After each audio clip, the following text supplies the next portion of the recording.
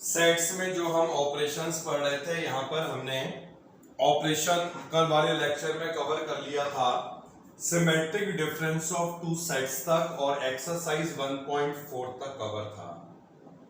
अब आगे बढ़ना है और एक और ऑपरेशन आज हम यहां पे पढ़ेंगे।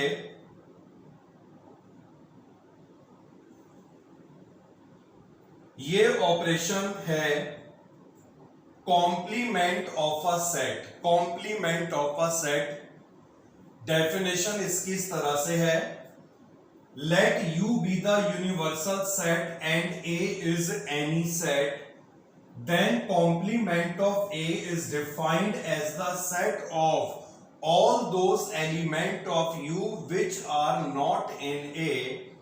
It is denoted by A dash या फिर U minus A या फिर A की पावर C। देखिए डेफिनेशन का क्या मतलब हुआ।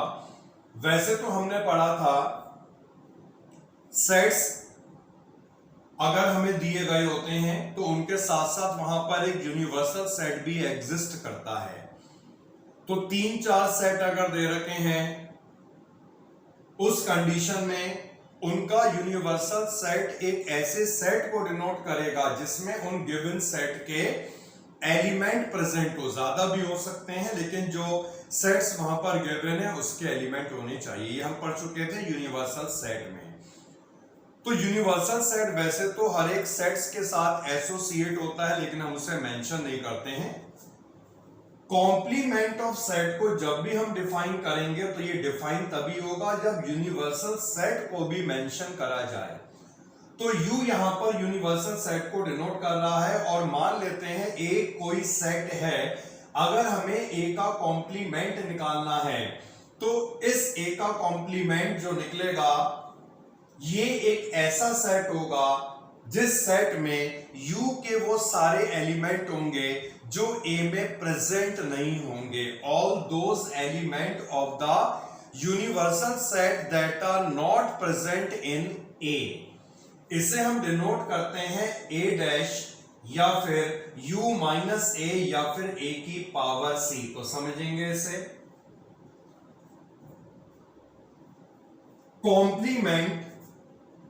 कॉम्प्लीमेंट को हम डैश से डिनोट कर लेते हैं नॉर्मली। वैसे हम इस तरह भी डिनोट कर सकते हैं जो लिखा गया है।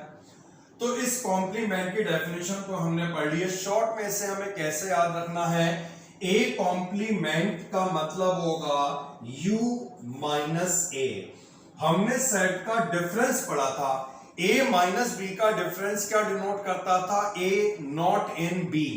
तो A कॉम्प्लीमेंट अगर U माइनस A है तो इसे हम कैसे रीड करेंगे, U नॉट इन A।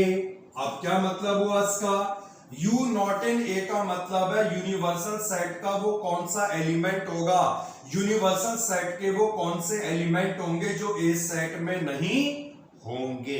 यही कहलाएगा इस सेट का, A सेट का कॉम्प्लीमेंट। अगर हम यहां पर बेटा वेन डायग्राम की बात करें, ये वेन डायग्राम में ये पूरा यूनिवर्सल सेट को डिनोट कर रहा है। यहां पर जो A है ये हो गया गिवन सेट, और अगर हमें A कॉम्प्लीमेंट निकालना है तो A कॉम्प्लीमेंट का क्या मतलब हुआ, A कॉम्प्लीमेंट का मतलब होता है U माइनस A, यानी यूनिवर्सल सेट के वो एलिमेंट जो A में नहीं होंगे। तो U का कौन सा ऐसा पार्ट है जो A में नहीं है, ये पूरा अगर A सेट है तो ये पूरा ही U का पार्ट A में प्रेजेंट नहीं है। तो इसीलिए यहां पर जो ये शेडेड पोर्शन है, यही शेडेड पोर्शन डिनोट करेगा A कॉम्प्लीमेंट को, जिसे हम डिनोट करते हैं A डैश। क्लियर हो गया बेटा पॉइंट। शेडेड पोर्शन, जो यहां पर शेडेड पोर्शन है, यही शेडेड पोर्शन कहलाएगा A कॉम्प्लीमेंट, जिसका मतलब होता है यूनिवर्सल सेट के वो एलिमेंट जो A में नहीं होंगे।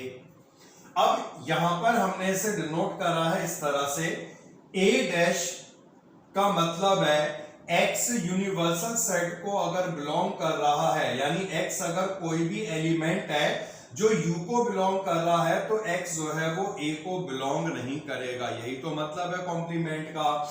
यानी कॉम्प्लीमेंट में अगर कोई भी एलिमेंट होगा तो वो एलिमेंट u को तो बिलोंग करेगा, लेकिन वो इस a सेट में नहीं होगा। ये पॉइंट क्लियर है? किसी भी सेट का जो कॉम्प्लीमेंट होगा वो कॉम्प्लीमेंट यूनिवर्सल सेट को तो बिलोंग करेगा, लेकिन उस सेट को बिलोंग नहीं करता है। तो ये हमने पढ़ लिया। लास्ट ऑपरेशन जो था कॉम्प्लीमेंट ऑफ सेट, और अब इसके बेसिस पर एनसीईआरटी एक्सरसाइज 1.5 को कवर करेंगे बेटा। चलिए स्टार्ट करते हैं क्वेश्चनों को। 1.5 तो क्वेश्चन नंबर 1 पढ़िए। यूनिवर्सल सेट के एलिमेंट गिवन है, ए के एलिमेंट दिख रहे हैं, बी के एलिमेंट दिख रहे हैं, सारे एलिमेंट यहां पे आपको दिख रहे होंगे, बहुत सारे पार्ट हैं। सबसे फर्स्ट वाला जो पार्ट है, इस पार्ट में हमें निकालना है ए डैश। अब हमने बताया ए डैश का क्या मतलब होता है, यू माइनस ए। मतलब यूनिवर्सल सेट का कौन सा एलिमेंट, कौन से एलिमेंट ऐसे होंगे जो ए में नहीं होंगे। बताइए यहां पर यूनिवर्सल सेट के कौन से एलिमेंट ए में नहीं है। 1 2 3 4 ए के एलिमेंट है, यानी अगर यूनिवर्सल सेट में से हम 1 2 3 4 हटा दें तो 1 2 3 4 हटाने के बाद क्या रह जाएगा, 5 6 7 8 और 9। क्लियर हो गया? अगर हमें ए कॉम्प्लीमेंट निकालना है तो यूनिवर्सल सेट में से ए हटा दो। सेकंड वाले पार्ट में हमें फाइंड करना है बी कॉम्प्लीमेंट। तो बी कॉम्प्लीमेंट का क्या मतलब होगा, universal set minus B. Universal set के कौन से एलिमेंट बी में नहीं है। यहां पर हमें दिख रहे हैं 2 4 6 8। अगर इन्हें हटा दिया जाए तो क्या रह जाएगा बेटा, 1 3 5 7 और 9। थर्ड जो पार्ट है ये है ए यूनियन सी का कॉम्प्लीमेंट।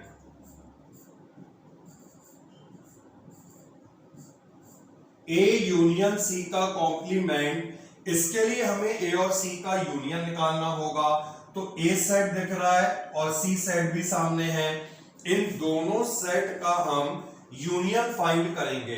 1 2 3 4 5 6।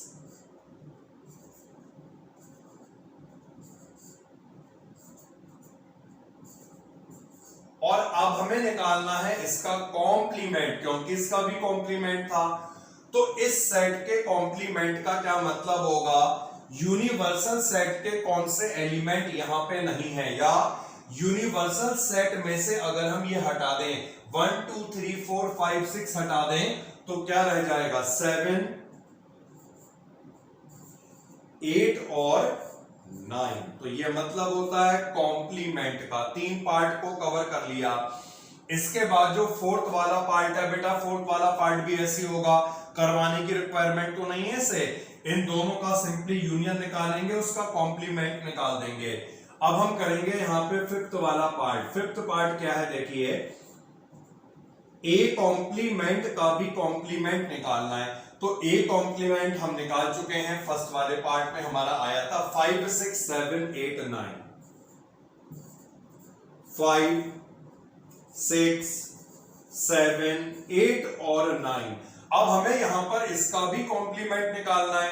तो क्या मतलब हुआ, यूनिवर्सल सेट में से अगर 5 6 7 8 9 हट जाएं, यहां से अगर इन एलिमेंट को हटा दिया जाए तो हटाने के बाद कौन से एलिमेंट रह जाएंगे, 1 2 3 और 4। क्लियर?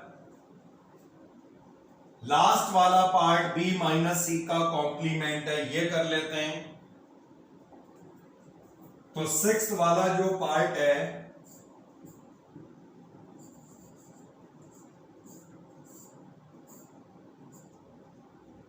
वही सेट आएगा। किसी भी सेट के कॉम्प्लीमेंट का कॉम्प्लीमेंट वही सेट आ जाता है। तो b माइनस सी का कॉम्प्लीमेंट निकालना है। सबसे पहले हम फाइंड करेंगे b minus C. b minus C का मतलब क्या होता था? b not in C. b के कौन से एलिमेंट c में नहीं है बताओ? 2 नहीं है और 8 नहीं है। तो b माइनस सी क्या आएगा? 2,8। और अब हमें इसका भी कॉम्प्लीमेंट निकालना है।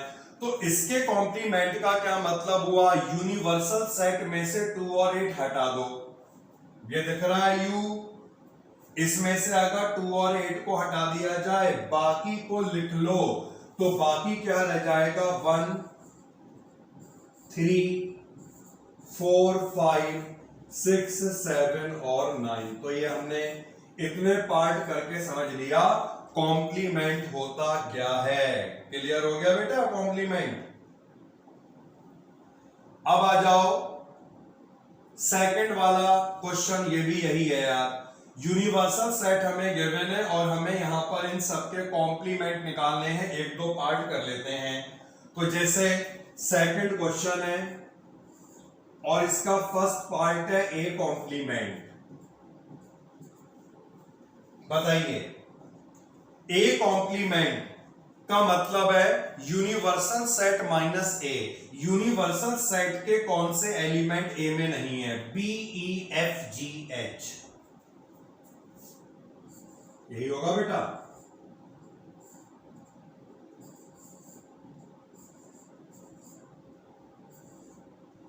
इसी तरह से और पार्ट भी हम कर सकते हैं। 4 पार्ट दिए हैं और पार्ट करने की रिक्वायरमेंट है। एक और कर ले डी वाला या बाकी सारे कराएं? तो फोर्थ वाला पार्ट कर लेते हैं। हमें यहां पे कॉम्प्लीमेंट निकालना डी का।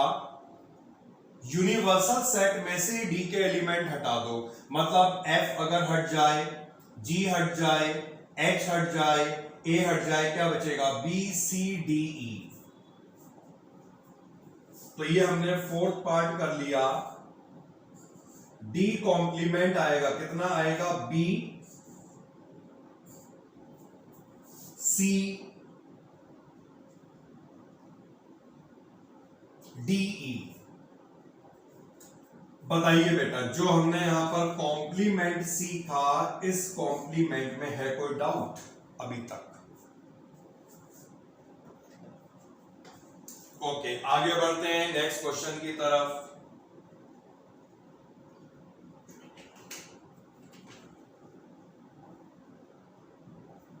क्वेश्चन नंबर 3 करेंगे कवर।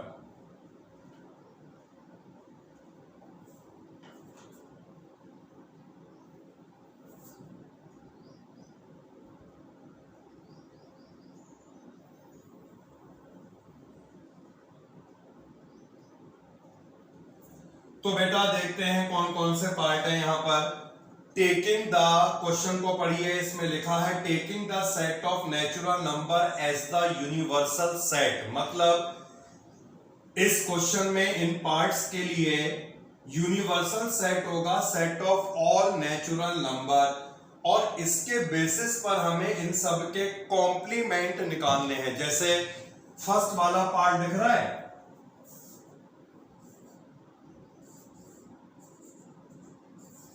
तो फिर बताइए, फर्स्ट वाला पार्ट है x such that x is an even natural number. तो इसका कॉम्प्लीमेंट क्या होगा? हाँ, ऑड नेचुरल नंबर लिख सकते हैं। ध्यान रखना, इस वाले क्वेश्चन में यूनिवर्सल सेट का क्या मतलब है? Natural number. तो नेचुरल नंबर में से अगर हम इवन नेचुरल नंबर हटा दें तो क्या रह गए? ऑड नेचुरल नंबर रह गए। तो हम इसे किस तरह से लिख सकते हैं? x such that x is not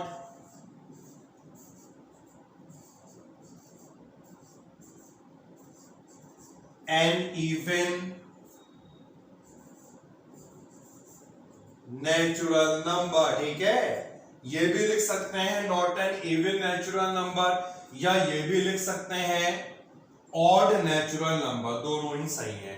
second वाला पार्ट भी बेटा ओरली कर लें। x अगर यहां पर ऑड नेचुरल नंबर है तो इसका कॉम्प्लीमेंट क्या हो जाएगा, not an odd natural number या इवन नेचुरल नंबर।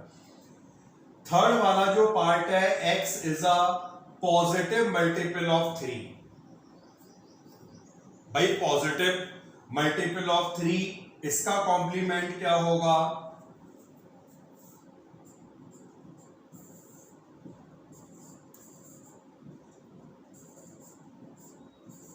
और क्या, x such that x is not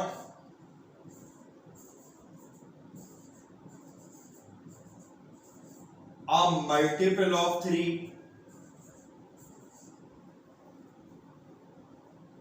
उसके बाद दिया है फोर्थ वाला पार्ट। बता सकते हैं बेटा फोर्थ वाले पार्ट का मुझे कॉम्प्लीमेंट क्या होगा, x such that x is a prime number.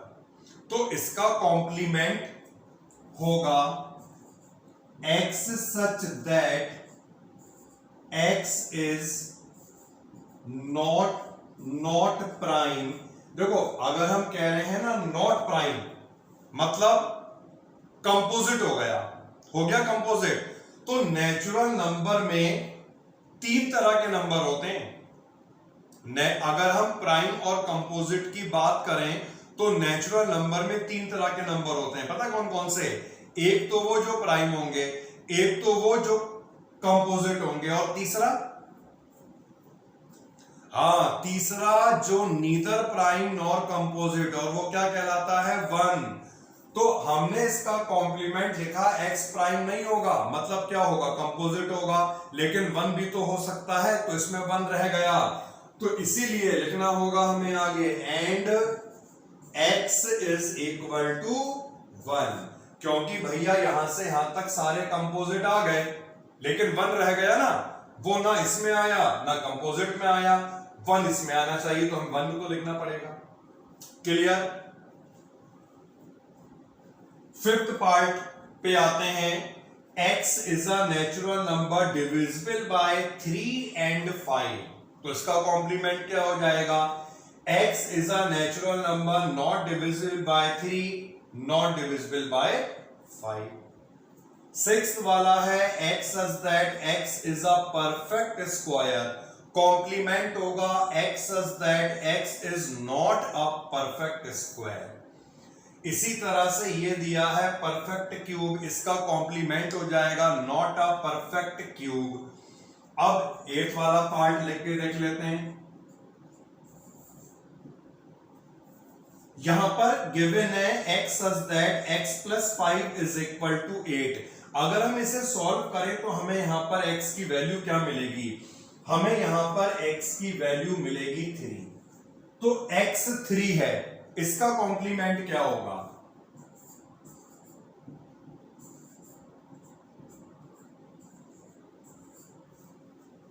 Three नहीं होगा। तो x such that x is not equal to 3, क्योंकि नेचुरल तो होगा ही होगा, यूनिवर्सल सेट यहां पे नेचुरल नंबर का ही है। इसके बाद बेटा ये देख लो, जब इसे सॉल्व करेंगे क्या आएगा, x आएगा 2, इसका कॉम्प्लीमेंट क्या होगा, x नॉट इक्वल टू 2। तो ये वाला पार्ट भी हो गया। 10th वाला पार्ट लिख के देख लिया जाए, सही रहेगा।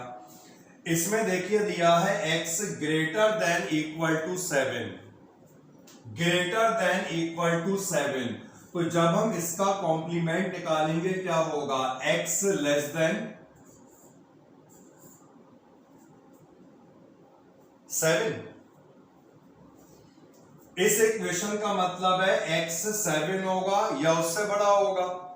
कॉम्प्लीमेंट क्या होगा, x 7 ना हो ना उससे बड़ा हो, यानी उससे छोटा हो। तो वैसे हम यहां पर ये भी तो लिख सकते हैं, यूनिवर्सल सेट अगर नेचुरल नंबर का सेट दिया है तो यहां पर एलिमेंट क्या बनेंगे, 1 से लेकर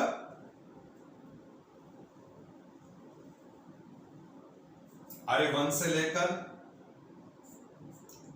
6 तक। 11th part, x natural number है एंड कंडीशन दी है 2x प्लस 1 ग्रेटर देन 10। जब हम इस इनइक्वालिटी को सॉल्व करेंगे 2x प्लस 1 ग्रेटर देन 10, जब हम इसे सॉल्व करेंगे तो x आएगा ग्रेटर देन 9/2। तो अब बताइए इसका कॉम्प्लीमेंट क्या होगा। x such that x less than 9/2, और यहां पर क्या इक्वल भी हो सकता है?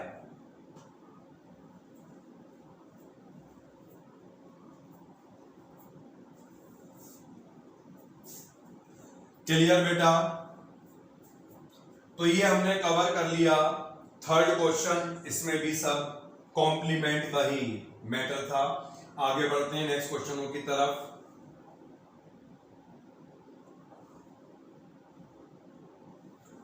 Question number 4, question number 5 and question number 6। तो फोर्थ वाला क्वेश्चन हमारे सामने है। Universal set is given, set A set be given, और हमें यहां पर ये दो पार्ट को वेरीफाई करना है। ये हमें यहां पर जो दो पार्ट दिख रहे हैं, ये एक लॉ है जो हम पढ़ेंगे आगे के टॉपिक्स में। ये कहलाता है डी मॉर्गन्स लॉ, बहुत इंपॉर्टेंट लॉ है ये। फर्स्ट पार्ट में हमें क्या प्रूव करना है? ए यूनियन बी का जो कॉम्प्लीमेंट होगा that is equal to A complement intersection B complement. ये फॉर्मूला है, फॉर्मूला। सेकंड वाले पार्ट में प्रूफ करना है ए इंटरसेक्शन बी का जो होल कॉम्प्लीमेंट होगा that is equal to A complement union B complement. तो चलिए इस क्वेश्चन को करते हैं। वेरी इंपॉर्टेंट लॉ, ये कहलाता है De Morgan's law. First part में ये प्रूफ करना है ए यूनियन बी का whole complement is equal to A complement intersection B complement. तो हम क्या करेंगे बेटा? लेफ्ट हैंड साइड को निकालेंगे और राइट हैंड साइड को निकालेंगे, दोनों को अलग अलग निकालेंगे। लेफ्ट हैंड साइड क्या है? ए यूनियन बी का कॉम्प्लीमेंट। अब यहां पर ए सेट दिया है, बी सेट दिया है, दोनों का यूनियन निकाल लो। कितना आएगा? 2 3 4 5, दिख रहा है? 2 3 4 भी है, 5 भी है, 6 भी है, 7 भी है, 8 भी है। तो यहां पर इसका यूनियन आएगा 2 3 4 5 6 7 8, और अब हमें इसका निकालना है कॉम्प्लीमेंट। तो कॉम्प्लीमेंट कैसे निकलेगा? अगर इस पूरे का कॉम्प्लीमेंट निकालना है, यानी यूनिवर्सल सेट में से ये हम हटा दें, यू में से अगर इन सबको हटा दिया जाएगा तो इसमें क्या रह जाएगा? केवल 1 और 9। इसके बाद हम फाइंड करेंगे राइट हैंड साइड। अब देखिए बेटा राइट हैंड साइड क्या है? A dash. ए सेट ये दिख रहा है, अगर ए डैश निकालना है मतलब यू में से 2 4 6 8 हटा दो, तो कितना रह जाएगा? 1 3 5 7 9। ये वाला सिंबल किसका होता है? इंटरसेक्शन का होता है। बी डैश, अगर बी के एलिमेंट ये हैं, यू में से हम इन एलिमेंट को हटा दें तो क्या रह जाएगा? 1 4 6 8 और 9। इंटरसेक्शन में हम क्या करते थे? दोनों सेट में जो एलिमेंट है वो कॉमन निकालते थे। इसका मतलब होता है वो element that are present in both set, जो दोनों में होंगे, जो कॉमन होंगे। तो दोनों में कॉमन एलिमेंट क्या है बेटा?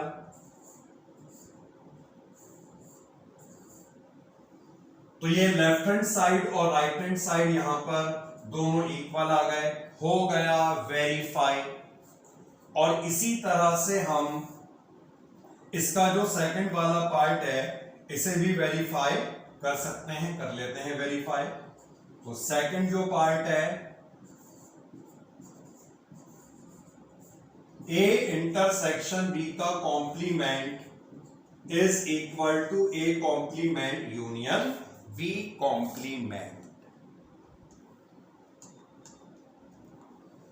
हो जाएगा बेटा?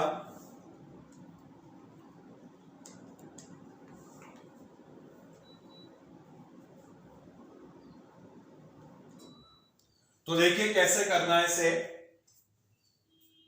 लेफ्ट हैंड साइड को हम फाइंड करेंगे टेकिंग एलएचएस, जो है ए इंटरसेक्शन बी।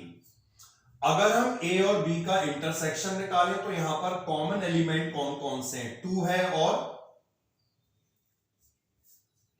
इन दो का अगर ए 2 ही है तो यहां पर जो लेफ्ट हैंड साइड आएगी ये आ रही है 2 और इसका कॉम्प्लीमेंट, तो इसके कॉम्प्लीमेंट का क्या मतलब हुआ, यूनिवर्सल सेट में से 2 हटा दिया जाए और यहां से अगर हम 2 हटा देंगे तो क्या रह जाएगा 1 3 4 5 6 7 8 और 9। अब हमें निकालना है राइट हैंड साइड। ए डैश का क्या मतलब है, यू में से ए हटा दो, हमने यू में से ए हटा दिया तो हमें क्या मिला 1 3 5 7 और 9। बीच में सिंबल है यूनियन का, उसके बाद है हमारे पास यहां पर बी डैश।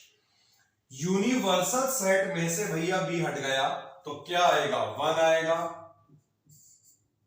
ठीक है 4 आएगा, फिर 6 8 9। अब हमें इन दोनों का यूनियन करना है। यूनियन का मतलब है इनका कॉम्बिनेशन, इन्हें मिला देना है। जब हम दोनों को मिलाएंगे 1 3 4 5 6 7 8 9, केवल 2 नहीं आएगा, बाकी सब आएंगे।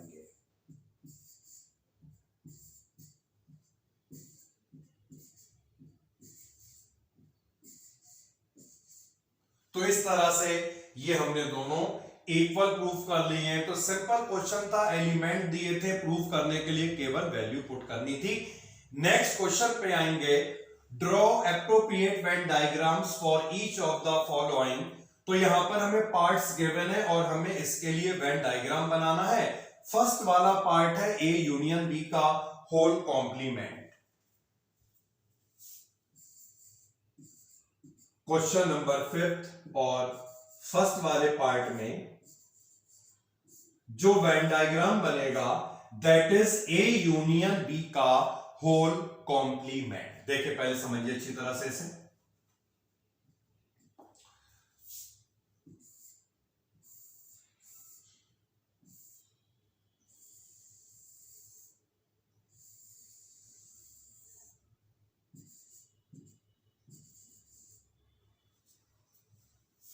ए यूनियन बी, अगर हम वेन डायग्राम में ए यूनियन बी को, अभी केवल इसकी बात हो रही है ए यूनियन बी की, वेन डायग्राम में अगर हम ए यूनियन बी को रिप्रेजेंट करें तो ए यूनियन बी का क्या मतलब होता है बेटा, केवल ये पूरा पार्ट जो ए में होगा, जो बी में होगा, जो दोनों में होगा, तो यूनियन में हम ए और बी पूरे को शेड कर लेते हैं।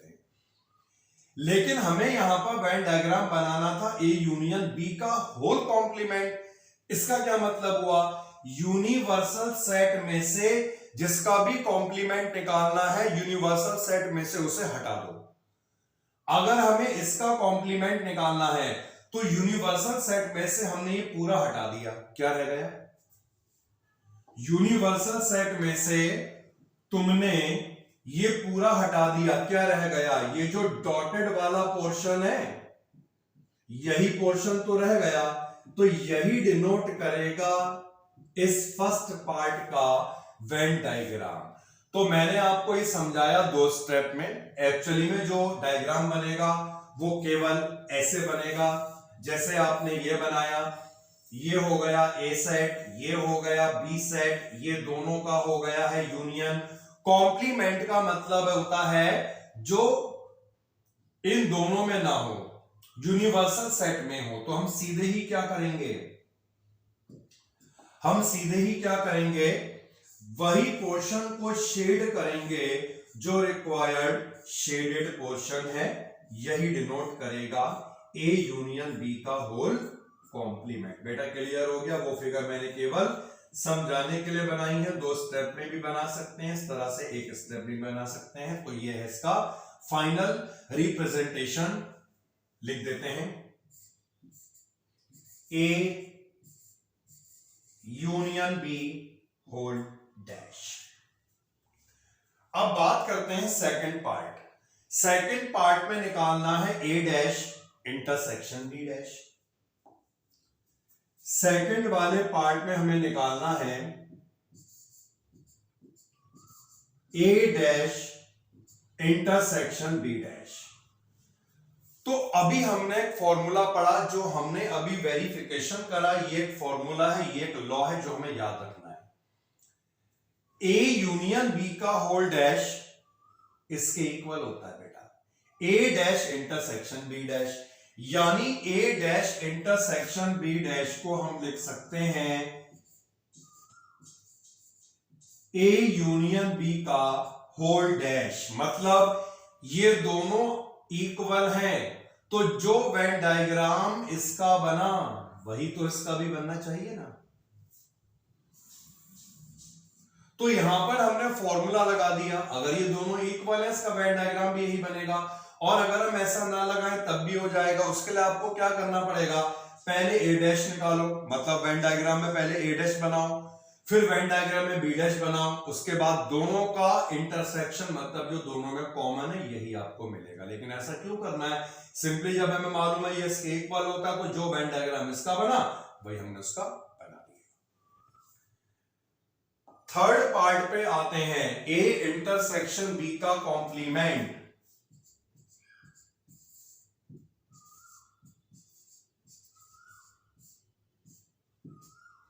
ए इंटरसेक्शन बी का कॉम्प्लीमेंट।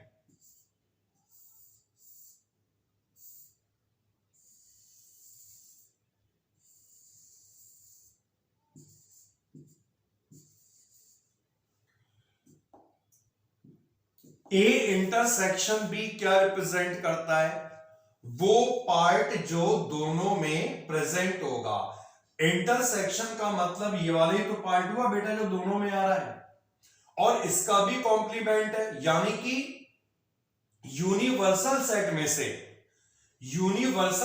में से इस पूरे को हटा दो, मतलब ए इंटरसेक्शन बी को हटा दो। पूरे यू में से अगर हम ये हटा दें तो जितना बच जाएगा भैया वो शेड कर लो, वही तो हमारा आंसर होगा। Any doubt? ऑलरेडी हम जान चुके हैं इंटरसेक्शन कैसे होता है। कॉम्प्लीमेंट का मतलब है, इंटरसेक्शन के कॉम्प्लीमेंट का मतलब है हटा दो, इंटरसेक्शन को हटा दिया, जो बचा उसे हमने शेड कर दिया, अच्छी तरह शेड कर दिया। अब इसके बाद फोर्थ पार्ट पे आएंगे, A dash union B dash.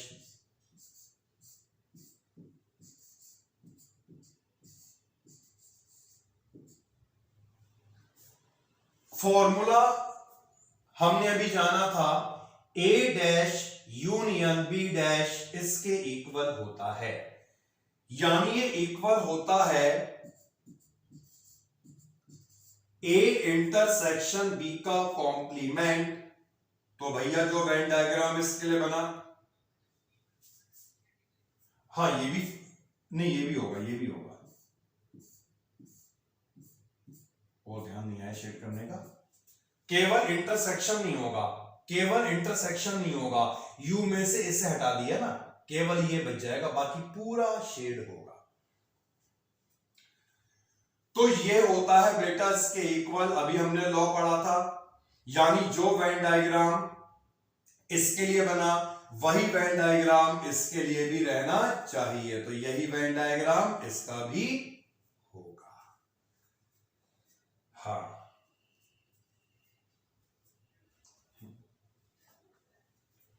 ऐसी करना चाहे बेटा तो भी हो जाएगा।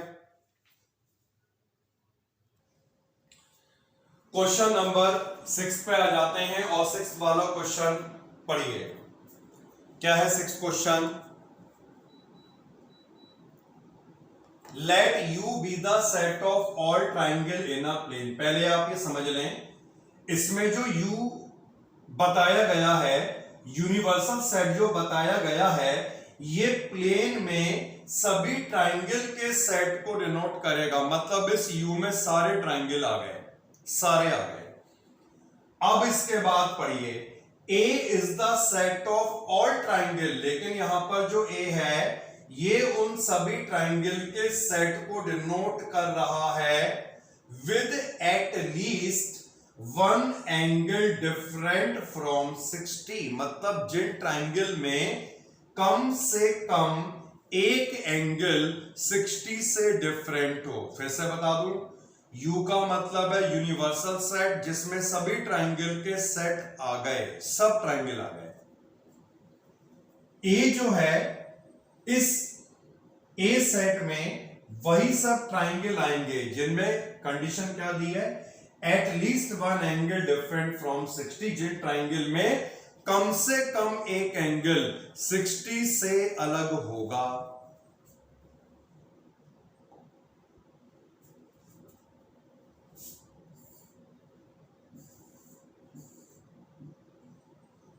नॉट इक्विलेटरल क्यों हुआ?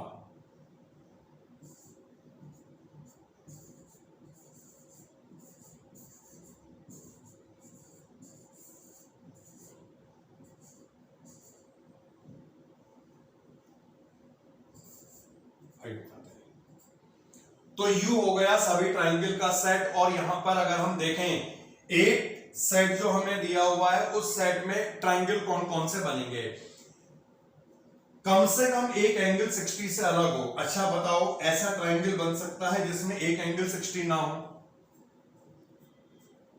ऐसा ट्राइंगल बन सकता है जिसमें एक एंगल 60 ना? बिल्कुल बन सकता है। 60 के अलावा बाकी कोई भी एंगल ले लो, तीनों का सम 180 आना चाहिए, ये तो कंडीशन होती है।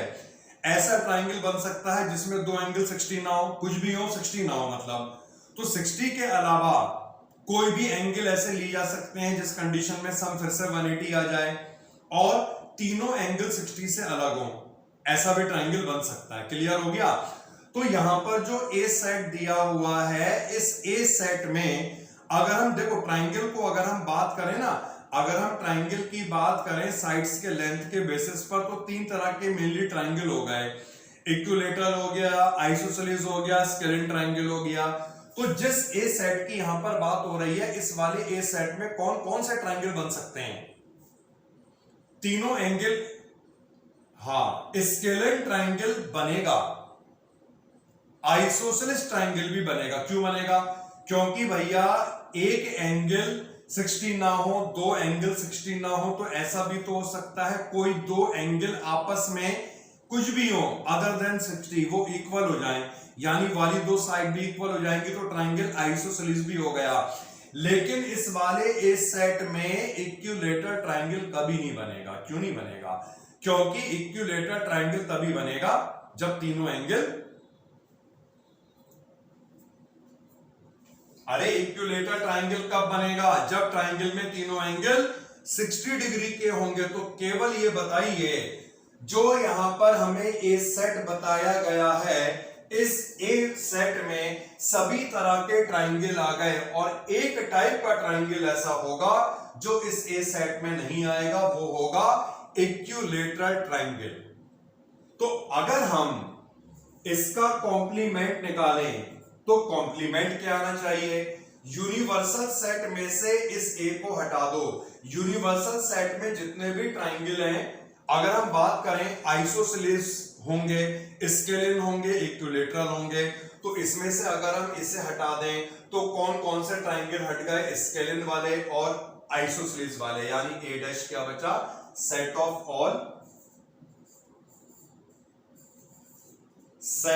All equilateral triangles. क्लियर हो गया बेटा? क्योंकि ए सेट में हर तरह का ट्राइंगल बनेगा, एक ही ट्राइंगल ए सेट में नहीं बनेगा, वो होगा इक्विलेटरल। क्यों नहीं बनेगा? क्योंकि इक्विलेटरल ट्राइंगल बेटा तभी तो बनता जब तीनों साइड इक्वल होती। तीनों साइड इक्वल कब होती? जब तीनों एंगल 60 के होते, जो हो नहीं सकते। क्लियर? तो ये हमने इस क्वेश्चन को कर लिया कवर। अब इस एक्सरसाइज में एक और क्वेश्चन होगा, उसे निकालते हैं, और ये है question number 7, fill in the blanks. ठीक है, देखो ठीक। अब बेटा फिल इन द ब्लैंक्स यहां पे बतानी है, और ये सब छोटे मोटे इस तरह के क्वेश्चंस होते हैं, रटना नहीं है, केवल समझना है। सबसे फर्स्ट वाला है A union A dash is equal to, बताओ ए और ए डैश का यूनियन करें हमें क्या मिलेगा। बताओ ऐसे क्वेश्चन को ना, हाँ क्या मिलेगा बेटा, देखो नहीं गलत हो गया ये, इस तरह के क्वेश्चनों को या कहीं पे भी कोई ऐसी कंडीशन आ जाए जहां समझ में ना आ पाए, तुरंत वेन डायग्राम बना लेना। अब बेटा ये हो गया ए सेट, ये तो मालूम है यू होता है, लिखूंगा नहीं बार बार, डिब्बे का मतलब यू हो गया, ठीक है, एक बार लिख देते चलो। तो हमसे क्या कहा गया, ए और ए डैश का यूनियन करो। एक मिनट, अलग अलग कलर का यूज कर ले। ये तो बेटा हो गया ए, अब इसके बाद है ए डैश। ए डैश का क्या मतलब हुआ, यही तो होगा भाई, ए हटा दो। अब हमें क्या करना है, यूनियन, मतलब दोनों शेडेड रीजन को मिला दिया। जब दोनों को मिला दिया ये पूरा बन गया, पूरे का मतलब है क्या बन गया, यूनिवर्सल सेट बन गया। Second part, phi dash intersection A, बता सकते हैं बेटा,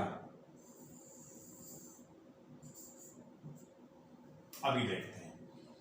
देखिए अगर बेटा ए डैश होता तो हम क्या लिखते, यू माइनस ए लिखते। अगर यहां पर फाई डैश है तो हम क्या लिखेंगे, यू माइनस।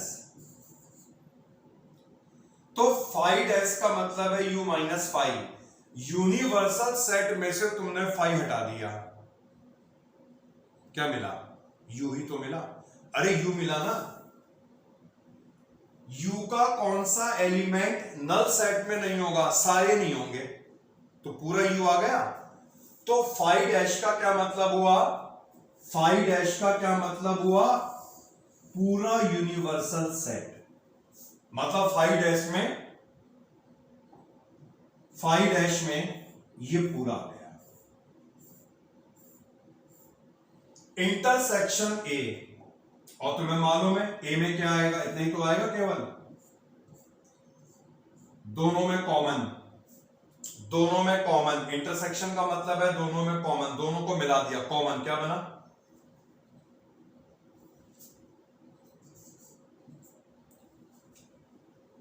इसे हटा देते हैं, समझने के लिए था। थर्ड वाले पार्ट पे आ जाओ।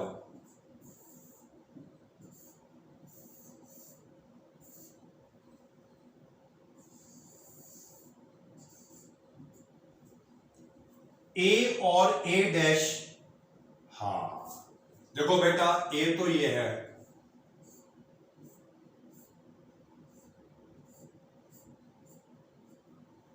और ए डैश का मतलब तुम्हें मालूम है ना,